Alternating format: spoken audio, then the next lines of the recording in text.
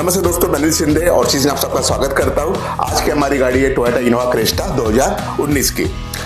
इस गाड़ी में हम सीट कवर अपहोल्स्ट्री और डोर पैड्स करने जा रहे हैं। सीट कवर अपहोल्स्ट्री और डोर पैड्स के लिए हम ले रहे हैं हमारा अकासिया सीरीज का अकासिया 05 ब्लैक कलर और अकासिया 07 डार्क टैन कलर।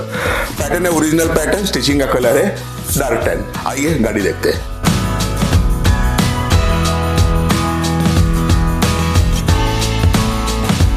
यहाँ पर टोयोटा इनोवा क्रिस्टा देख सकते हो। गाड़ी में ऑलरेडी सीट कवर लगे हुए हैं, लेकिन सीट कवर की कंडीशन आप देख ही सकते हो। फोम बिल्कुल ही सैग हो चुका है। आइए बैक सीट देखें। बैक सीट भी वैसी ही है। इसमें हम एडिशनल फोम पैडिंग करने जा रहे हैं। आप आगे प्रोसेस का वीडियो जरूर देखें। चैनल को सब्सक्राइब करें, वीडियो को लाइक और शेयर करना ना भूलें। Thank you very much.